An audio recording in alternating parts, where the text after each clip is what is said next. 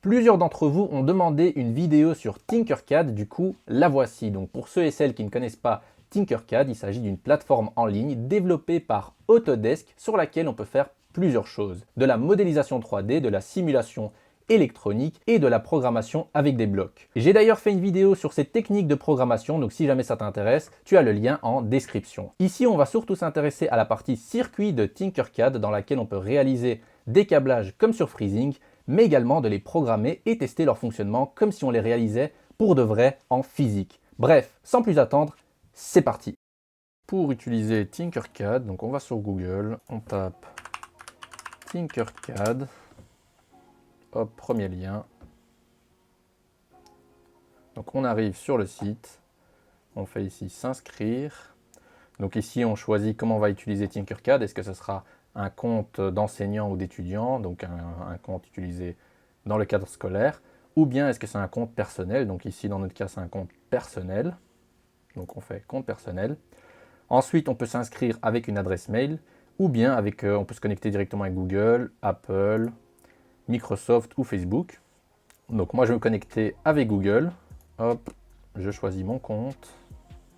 Dès qu'on est connecté, on arrive sur cette interface dans laquelle on peut naviguer parmi les différentes options de Tinkercad, donc la conception 3D, donc la modélisation 3D, les circuits et la programmation par bloc. Donc nous, on va aller dans l'onglet circuit et on va créer un nouveau circuit. On a nos composants à droite, donc on a les composants de base et ici, on peut sélectionner tout pour avoir un peu plus de composants. On va partir sur une carte Arduino Uno, juste ici, hop, je sélectionne ma carte, je la place où je veux. Je peux zoomer, dézoomer avec la molette de ma souris. Ensuite, on va prendre une breadboard. Hop, on va la mettre ici. On maintient la molette et on peut se déplacer comme ça. Comme premier exemple, je te propose de mettre une LED ainsi qu'un bouton poussoir et allumer la LED lorsqu'on appuie sur ce bouton. On va chercher nos composants, donc la LED. Hop, on la place sur la breadboard. Par exemple ici. Donc on peut changer la couleur de la LED, donc moi je vais laisser rouge. Ensuite, on veut une résistance, donc hop, on prend notre résistance, on la place, on peut choisir la valeur de la résistance. Donc moi je vais mettre une résistance de 220 ohms. 220 ohms. Voilà. Pour rajouter les fils, donc il suffit de cliquer d'où on veut aller, donc par exemple ici. Donc pas besoin de maintenir le bouton de la souris. Et puis on doit sélectionner le point d'arrivée. Donc moi je vais brancher ça ici. Hop, ça ce sera ma masse. Donc je peux changer la couleur du fil juste ici. Hop. Et puis ici, on part de la résistance. Et ça je vais relier à une sortie numérique de l'Arduino. Bon, on va faire un truc comme ça. Hop, on peut faire des arrondis. Hop. Ensuite, on peut réarranger ici le fil comme on veut. On change la couleur du fil. On va mettre par exemple du vert. Ensuite, il faut qu'on relie donc ici au 5 volts. Ça, on va mettre en rouge. Ensuite, la masse, ça, fil noir. Donc là, on a notre LED. On va rajouter notre bouton poussoir. Hop. Donc pour le bouton poussoir, je vais le brancher en pull down. Donc il me faut également une résistance. Comme ça, hop, une résistance de 10 kΩ cette fois-ci. 10 kΩ. Je prends un petit fil ici, je vais brancher ça sur 8.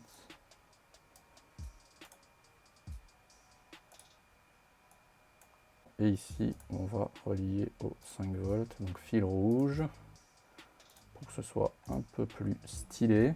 Pour l'instant, je t'ai juste montré où se trouvent les composants, mais il y a plusieurs autres choses sur l'interface. Donc, si on va de gauche à droite, donc juste ici, c'est le nom de ton projet. Donc, pour le modifier, il suffit de cliquer dessus. Donc, nous, on va appeler ça bouton LED, par exemple. Hop, voilà. Ensuite, donc si je place, par exemple, mon montage comme ceci, et je clique ici, ça va le recentrer. Donc ça permet de recentrer le montage. Donc même si on est dézoomé comme ça au maximum, hop, tu cliques dessus et ça te le centre. Le premier bouton ici, ça permet de copier un élément. Donc il suffit de cliquer sur un élément, hop, et ça me le copie. Et puis je peux le coller avec le bouton juste à côté. Mais ça, on peut également le faire en appuyant CTRL-C, CTRL-V. Donc moi, c'est comme ça que je fais habituellement. Ensuite, tu as le bouton pour supprimer un élément, tu as le bouton pour revenir en arrière. Ici, tu peux rajouter un petit commentaire. Donc on va mettre par exemple ici, hop, on peut écrire une petite note, bouton poussoir. Donc tu peux, grâce à ça, tu peux cacher la note. Donc tu vois, tu peux mettre plein de petits commentaires sur ton câblage et puis tu peux les cacher. Ça, je t'avais expliqué, c'était pour changer la couleur du fil. Ici, tu peux changer le type de fil. Mais bon, généralement, c'est celui-là que tu vas utiliser, le normal. Ça, c'est pour pouvoir orienter ton composant, donc pour faire une rotation. Donc voilà. Hop, je peux retourner mon composant comme je veux. Donc ça, c'est pour faire une symétrie. Donc si je choisis la LED, hop, je peux faire une symétrie. Ici, c'est pour écrire notre code. Donc on peut soit programmer avec des blocs, ou ici, choisir du texte, hop, et programmer de manière classique. Donc comme sur l'IDE Arduino, et nous, c'est ce qu'on va faire. Donc on va supprimer tout ça, et puis on va repartir d'un truc vierge. Voilà. Donc on va faire ça juste après. Ici, c'est pour démarrer la simulation. Donc ça, dès que le code est fini, on le fera. Donc ça, c'est la vue circuit. Ici, on a la vue schématique. Donc voilà, à quoi ressemble notre petit câblage sous forme de schéma. Et le troisième onglet ici, c'est pour avoir la liste des composants qu'on peut également exporter en CSV.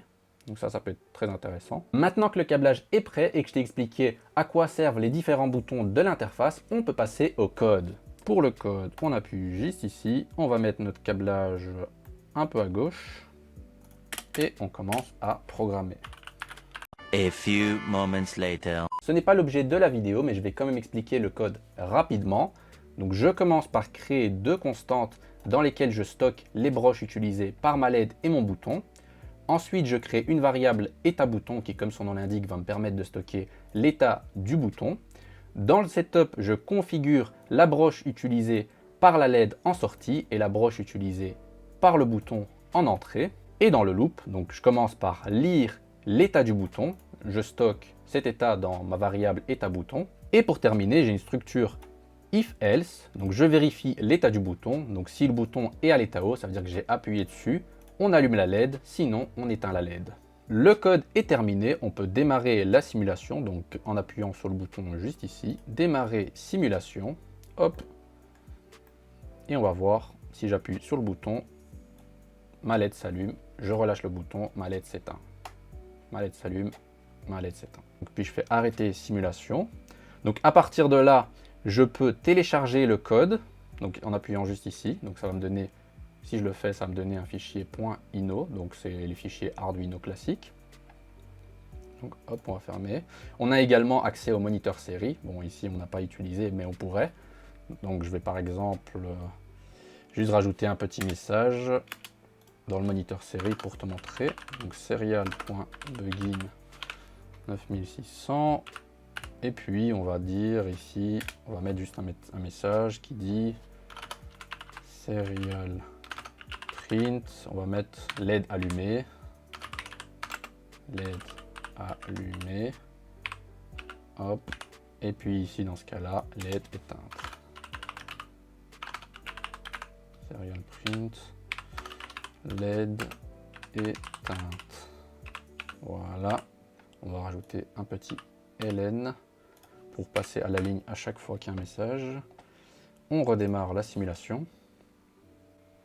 On ouvre le moniteur série. Il n'aime pas trop mes accents. On va les enlever. On enlève les accents. On redémarre la simulation. Donc voilà, LED éteinte. Si j'appuie, LED allumé. Donc voilà, ça fonctionne bien. Le circuit que je viens de réaliser, c'est quelque chose de très simple, mais on va parcourir ensemble les différents composants et tu verras qu'il y a moyen de faire des choses beaucoup plus intéressantes. Donc en termes de composants, qu'est-ce qu'on a? Donc le bouton on a utilisé, on a potentiomètre, photorésistance, On a capteur de force, capteur infrarouge, le capteur à ultrasons, le détecteur de présence, on a un capteur de température, le pavé numérique, on a la LED RVB, qu'est-ce qu'on a d'autre? On a des moteurs, donc servomoteur, moteur à courant continu, télécommande, on a des afficheurs 7 segments, on a des écrans LCD, puis si on descend... Par contre, en termes de microcontrôleur, on n'a pas grand-chose, on a juste l'Arduino Uno, la carte microbit et la Tiny. Atini, Ataini, je ne sais pas comment ça se dit. Si on descend encore, donc on a quelques circuits intégrés, on a des transistors, et puis on a des portes logiques, des registres à décalage, etc., etc. Donc voilà, il y a moyen de faire des choses plus intéressantes que simplement mettre une LED et un bouton poussoir. Je vais réaliser un autre circuit et on se retrouve juste après. Allez, à tout de suite. Donc voilà pour ce qui est du deuxième exemple. Donc j'ai branché un capteur de température, le TMP36, et j'ai rajouté un écran LCD 16x2 et l'objectif c'est bien évidemment de mesurer la température et de l'afficher sur l'écran LCD. Donc je ne vais pas rentrer dans les détails du code, en plus c'est quelque chose qu'on a déjà vu sur la chaîne. Je vais simplement lancer la simulation et tu verras que c'est déjà beaucoup plus intéressant que l'exemple précédent. Donc voilà, température 24,78. Donc là, tu te demandes sûrement comment je fais pour faire varier ma température, étant donné que c'est une simulation. Je ne peux pas simplement toucher le capteur avec ma main.